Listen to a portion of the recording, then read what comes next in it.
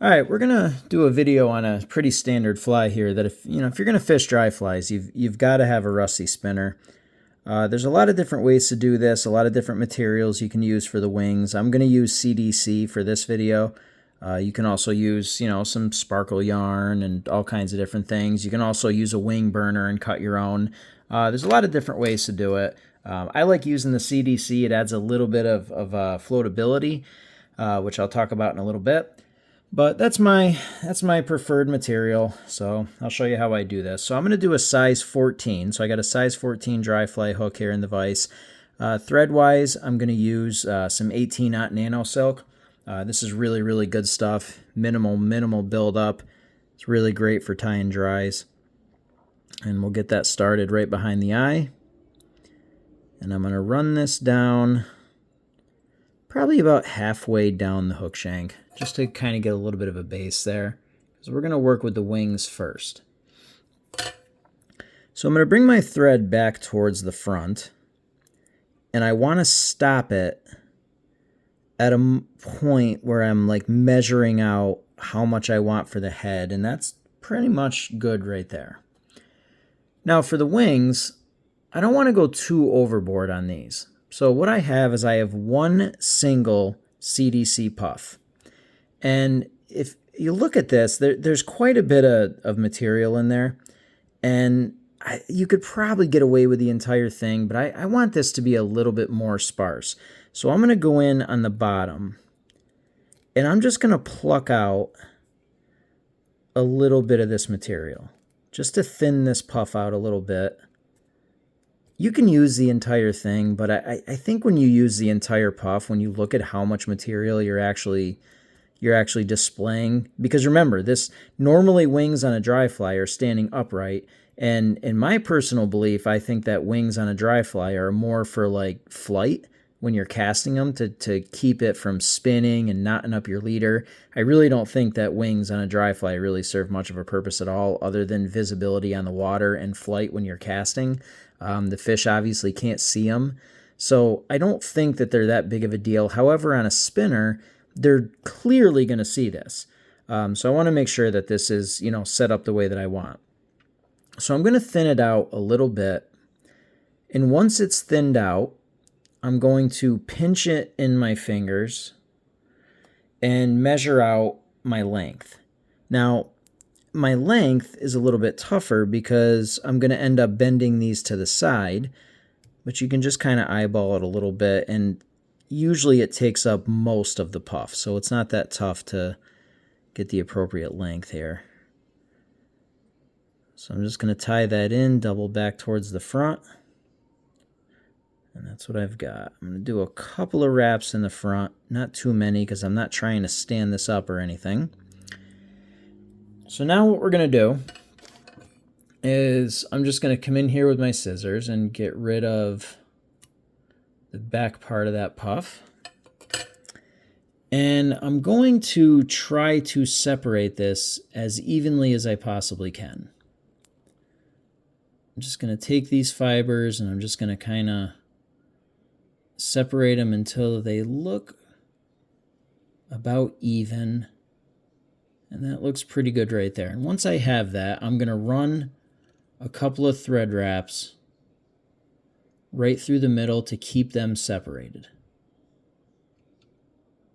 Like that. Okay, so far we've got our puff separated, and we're looking good to go. So now the most annoying part of the whole thing.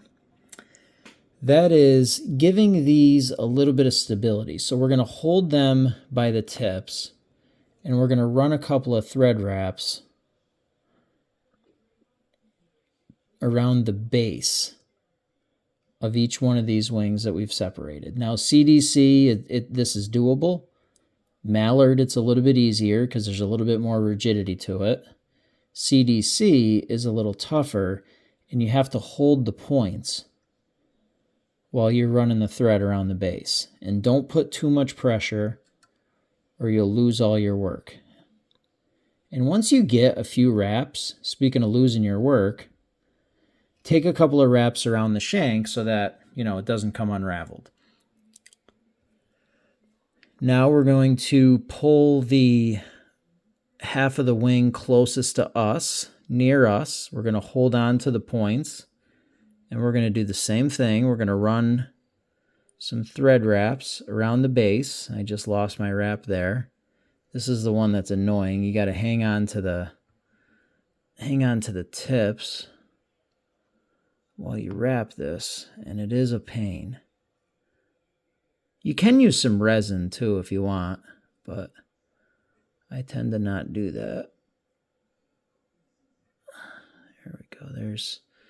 Once I get a few wraps on there, same thing. I'm going to go around the shank a little bit and just save my work so that I don't have to do it again because it's annoying. So you can kind of see how I have them split.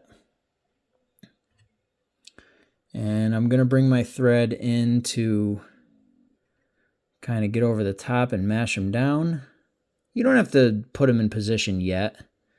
We're going to do that a little bit later. Actually, to be honest with you, I'd rather they be a little bit more forward anyway, so I'm just going to kind of stroke them forward. Part of the reason why we put the wraps in around the base is so that we can keep them separated and come back to that step later. But what we're going to do here is I'm just going to run some thread wraps all the way down to the bend of the hook. And this is where using this nano silk really comes into play, because you're not really building any bulk. I mean, you can wrap the hell out of this and it doesn't build up at all. And I want to get a little bit of a thread ball here at the base and then move my way back up. So by going down, building the thread ball, and coming back up, I really didn't build much bulk on the shank at all. And that's really the reason why I want to use this thread. Some spinners, if you want to mimic an egg sac, you can take that thread ball and color it. So you can color it a chartreuse or a yellow or a green, whatever you're trying to show there. But I generally just leave that out. And what I'm going to do, I got one of these spade hackle feathers. One of my favorite tailing materials is the spade hackle from Nature's Spirit, or you can get a tailing pack from Whiting. Those are two of the materials I like to use the most. I'm just going to put this on there and measure out my length. And I have 4 strands. I have 4 pieces of that spade hackle that I'm tying in here.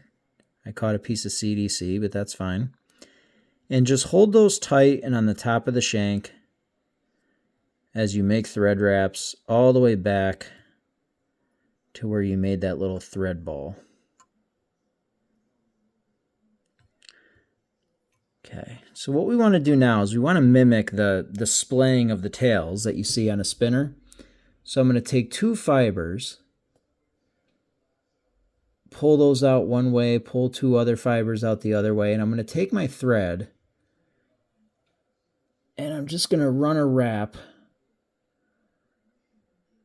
on the back side of that like that. And then I'm going to take this set, pull it towards me, run my thread up behind it like that. And basically what I'm doing is just putting a little thread ball behind each one of those feathers, and it's going to keep those splayed out. There we go. So we've got my tails spread out, my wings split. Everything's kind of where I want it. I'm going to kind of try to influence this down a little bit further, because I would like to. Doesn't really matter. I mean, we're mimicking a dead bug. It's going to fall the way it falls. That's pretty good there. Okay, before I bring my thread back towards the front, I want to get my body material tied in, and that is going to be a rusty brown turkey Biot. Rusty brown Biot. I got most of these picked off. I'm going to pull a fiber off the back end of this. Okay. Now, what we want to do is we want to get that segmented look from this Biot. And when you look at it, you can kind of see that you've got a ribbed edge right there. You have a ribbed edge and you have a smoother edge. That ribbed edge right there, when you wrap this, that's what's going to give you the look that you're shooting for. So the way that you're going to accomplish that, look is I'm going to tie this in with that ribbed edge pointing down. It doesn't really matter how you tie this material in. You can tie it with the ribbed edge on top. You can tie it with the ribbed edge on the bottom. It really doesn't matter. What's going to matter and give you the look that you're shooting for is how you do your first wrap. That's the biggest thing. So just tie it in. I'm just going to run my thread up. Now here's the one thing that's a little annoying about this type of thread is when you want to build up bulk, you really got to do a lot of wraps. So what I want to do right now is I want to put myself where I've got a little bit of a taper. But in order to do that, you really, really got to put some wraps on here. So we're just going to go down about 1/4 of the way, go back up, go down about 1/4 of the way again, go back up. And that's pretty good right there. So when you wrap this, I'm going to keep that edge down as I wrap it towards the back and flip it over. And when you flip it over, as long as that ribbed edge is pointing towards the back of your fly, you're going to get the look that you're shooting for. I gotta grab my pliers here. Get that cinched in. And we can start wrapping with touching wraps. That'll give us that nice segmented look we're shooting for. Just make your way all the way up towards the front. You're not going to be able to wrap all the way because obviously you're going to run into your CDC, but that's fine because we're going to fill that in with some dubbing. And make sure before you cut this off, before you cut this off that you get a couple of good wraps on there because this thread is really thin and really can cut right through a lot of materials, a Biot included. So let's just get that closed in and we're good. All right, that's most of what we need. The only thing we have left to do is I got some rusty spinner dry fly dubbing here. And we're just going to fill in the head a little bit with some dubbing. So let's make a dubbing noodle here. Let's get all that onto the thread. And the biggest thing with this is, you know, I know that we're not using a buoyant material for the body. I get that. We've got a buoyant material on the head and we got CDC on there. That's great. But I'm going to be honest with you. If you've ever fished spinners before, they don't really float. And even if they do float, it's really hard to see them on the water. So what I think you should do with a spinner is make sure that you're focusing on the profile, the silhouette that the fish is going to see. Don't worry too much about buoyancy. The best way to do this is make sure that you're making a fly that has the silhouette that you're looking for, and then use another dry fly for buoyancy. What I'll do is I'll just throw on a generic dry fly like a caddis or something like that, and then trail the spinner off of that. That tends to give you the best results. And you don't have to focus on the spinner and try to find it, because once the spinner starts sitting deep into that film, you're going to have a real hard time tracking it. All right, so we got a couple of wraps here, and all I'm going to do is re-separate these wings.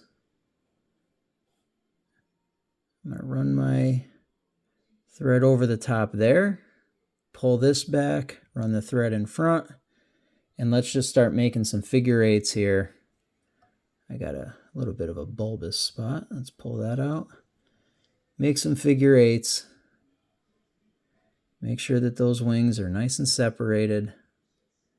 And once they are, Now we can stroke them back, build up a little bit of a bigger thread dam in front to keep them where they should be.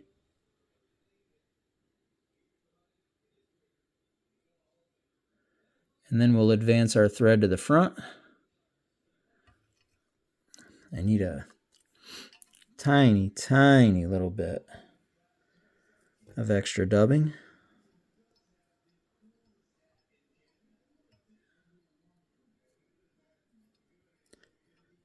Just a little bit. And we'll just fill in the rest of the head there. Might have put a little too much on there, but that's no biggie. We'll run that right to the eye. And the final little bit of this is obviously the whip finish. So let's get that on there. If you want to do anything with the head, any cement or anything like that, obviously you can. I usually do not do that, especially not with the nano silk. With that thread, that knot really sinks in tight, and you don't really need to worry about it. That's what that's going to look like from up top. You've got your tails nicely split, separating the way you want them to be. You got the wings out to the side.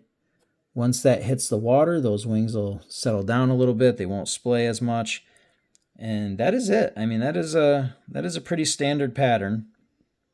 I use these a ton on my home waters. Anytime you're fishing dry flies, especially into the evening, throw one of these things on there, trail it behind another dry to make sure you can keep an eye on it. It's a staple pretty much anywhere where mayflies are hatching. You've always got to have a rusty spinner in your box. If you're going to fish into the evening, make sure you take a shot and throw that if you can't tell what they're taking. Sometimes those spinners are kind of just under the surface there, not riding high because obviously they're dead bugs. But they're easy pickings for fish, and once fish key in on them, they really kind of go nuts. So it's a great fly, great pattern, not hard to tie. Make sure you load those up in your box. And if you have any questions or anything, just throw them in the comments.